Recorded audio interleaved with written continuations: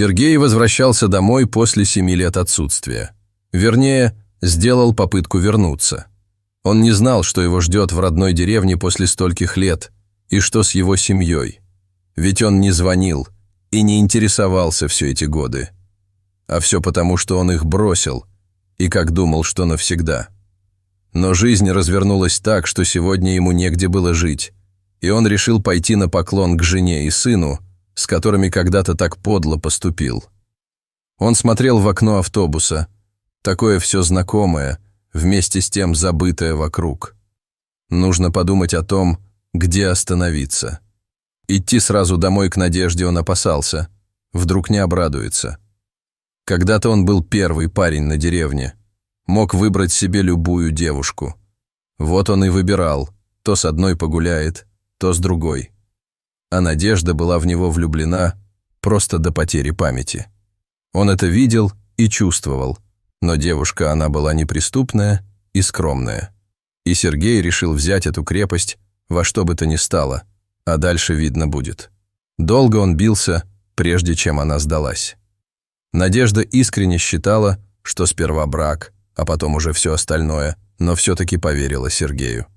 Наговорил он ей много всего, но на самом деле жениться не собирался. Хотя она красивая была, нравилась ему, но и других девчат красивых тоже было много. В общем, решил, что еще погуляет вдоволь, а тут вдруг неожиданная новость. Надя беременна. Он тогда еще хотел сбежать из деревни, но вмешался его отец. «Прокляну», — сказал, — «если своего ребенка бросишь». Не было такой подлости в нашем роду. Испортил девку, женись. И он женился. Правда, сначала пытался уговорить Надю на аборт, даже деньги давал на операцию. Но она наотрез отказалась. Жили они поначалу неплохо. Сын родился, все как у всех. Но Сергей все равно частенько ходил тайком налево, особенно когда был в городе в командировках. А когда Егор был маленький, лет 5 ему было, как-то неудачно упал с велосипеда, и все как отрезало, как будто ходить разучился. Надя сразу ушла с работы. Они с тех пор с сыном и дома не бывали. Все по больницам, да по обследованиям. Много времени она проводила с сыном, а все расходы на лечение легли на плечи Сергея. Он старался целых 3 года. Ну сколько можно? Ему тогда только 30 исполнилось.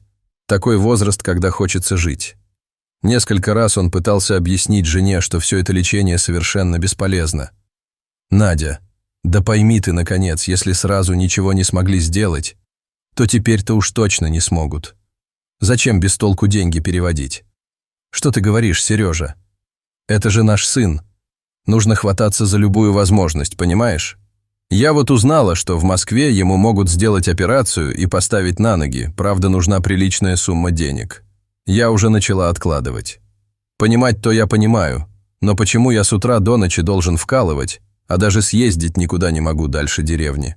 Надя слегка опешила. «Надя, я еще молодой, а работаю просто в воздух. Не знаю, долго ли я так протяну». Пока жена с ребенком жили постоянно в стационаре, Сергей завел себе любовницу в городе. В общем, он ушел из дома, еще и деньги все прихватил, что Надежда откладывала на операцию сына. Жена на коленях умоляла, только не сейчас, просила она, но у него уже в городе было готово место без детей и семейных забот. А деньги – это компенсация за то, что он оставляет им весь дом. На пороге Сергей оглянулся и поймал на себе взгляд сына. Это был не детский взгляд, в нем читалось отвращение и ненависть. Сергею даже не по себе стало от этого взгляда, и вот через 7 лет он остался без ничего. Любовница выставила его из дома, в чем был. Ему некуда было идти, и он решил, что его примут обратно в семью. Сергей вышел из автобуса и потихоньку пошел знакомой дорогой.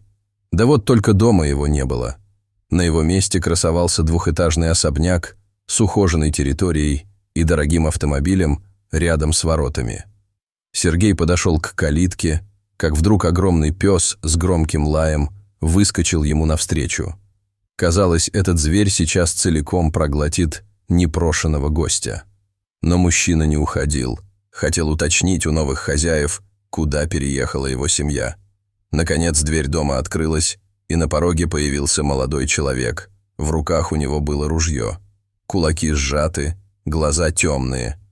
Он молча навел на Сергея прицел. «Господи, да это же Егор!» — узнал отец собственного сына. И он опять увидел тот самый взгляд. «Сынок, ты что это? Опусти ружье, это ведь я, твой отец!» Но Егор продолжал молча целиться в него. Пес уже не бросался на непрошенного гостя, а сидел рядом с парнишкой и как будто закрывал его собой от любой беды. Сергей еще раз обратился к нему. «Опусти ружье, надо поговорить, я ж не чужой человек».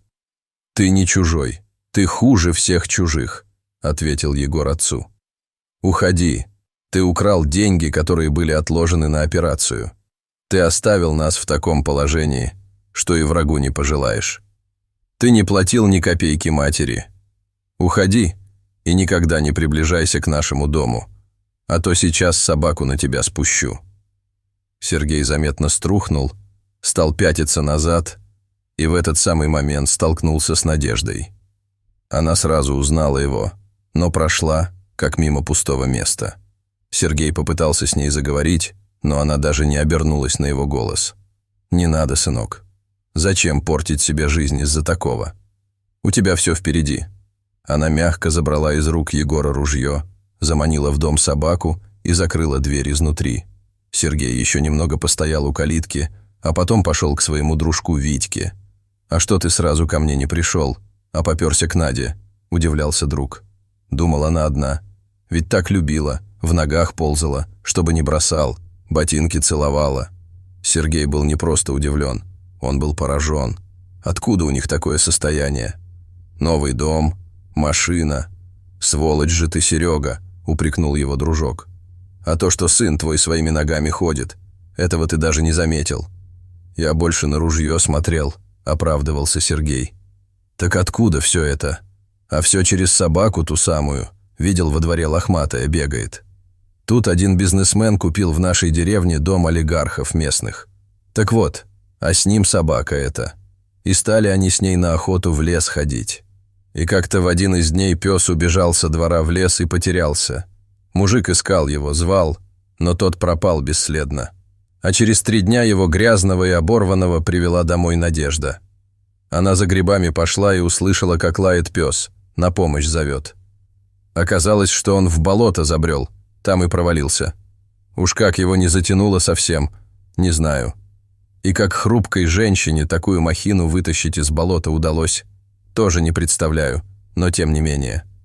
Вернула она хозяину его любимца живым. Ну, тот вроде поблагодарил. Даже вознаграждение какое-то дал. А дальше интереснее события развивались.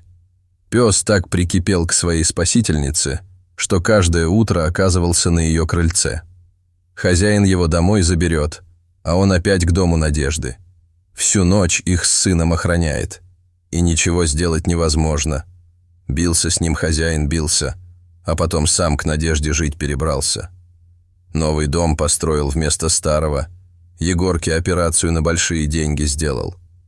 Вот только жениться на Надежде никак не может, потому как она еще за тобой козлом замужем. Ну а раз ты приехал, значит развод сейчас быстренько оформят. Зачем ты им теперь нужен? Дорогие зрители, если вам понравилось это видео, то ставьте лайк и подписывайтесь на наш канал.